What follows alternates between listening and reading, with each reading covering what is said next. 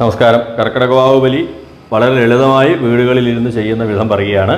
സാധനങ്ങളൊക്കെ ഒരുക്കുക, തെക്കോട്ട് തിരിഞ്ഞിരിക്കുക, നന്നായി തൊഴുത് പ്രാർത്ഥിക്കുക.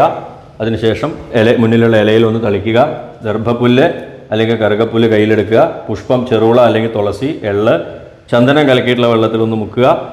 വെള്ളം കൂട്ടുക. നന്നായി തൊഴുത് മുകളിലേക്ക് ഉയർത്തി പിതൃലോകത്തുനിന്ന് എല്ലാ പിതൃക്കളുടെയും സാന്നിധ്യം വരണമെന്ന് നന്നായി പ്രാർത്ഥിച്ച് അവരുടെ സാന്നിധ്യം വന്നു എന്ന് സങ്കല്പിച്ച് അത് ഇലയിൽ വയ്ക്കുക. പിതൃക്കളെ സങ്കല്പിച്ച് തൊഴുത് പ്രാർത്ഥിക്കുക. 3 പ്രാവശ്യം വെള്ളം കൊടുക്കുക. 3 പ്രാവശ്യം ചന്ദനവെള്ളം കൊടുക്കുക. 3 പ്രാവശ്യം പുഷ്പം കൊണ്ട് പൂജിക്കുക. അതിനുശേഷം തൊഴുത് പ്രാർത്ഥിക്കുക. പിണ്ടം കയ്യിലെടുത്തിട്ട് നന്നായി എള്ള് ചേർത്ത് പിതൃക്കൾക്ക് സമർപ്പിക്കണമെന്ന് സങ്കല്പിച്ച് പിണ്ടം വയ്ക്കുക. അതിനുശേഷം 3 പ്രാവശ്യം വീണ്ടും വെള്ളം കൊടുക്കുക. 3 പ്രാവശ്യം വീണ്ടും ചന്ദനവെള്ളം കൊടുക്കുക. 3 പ്രാവശ്യം പുഷ്പം കൊണ്ട് പൂജിക്കുക. അതിനുശേഷം എള്ള് നന്നായി കയ്യിലെടുത്ത് നന്നായി വെള്ളം ചേർത്ത് തിലോദകം എന്ന് സങ്കല്പിച്ച് സമർപ്പിക്കുക. അതിനുശേഷം ഒന്നുകൂടി തൊഴുത് പ്രാർത്ഥിക്കുക. എഴുന്നേറ്റ് ഒന്ന് പ്രദക്ഷിണം വയ്ക്കുക, നമസ്കരിക്കുക.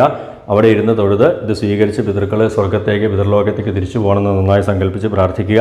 പിണ്ടമെടുത്ത് പുറത്ത് കൊണ്ടുപോയി വെച്ച് കാക്കയ്ക്ക് കൊടുക്കുക, ജലാശയത്തിലിടുക, അല്ലെങ്കിൽ വെള്ളത്തിൽ കലക്കി ചെടിയുടെ ചുവട്ടിൽ ഒഴിക്കുക. ഇതിങ്ങനെ സ്പീഡിൽ ചെയ്യേണ്ടതല്ല, വിശദമായിട്ട് ചെയ്യേണ്ടതാണ്, നല്ല സങ്കല്പത്തോടു കൂടി ചെയ്യേണ്ടതാണ്.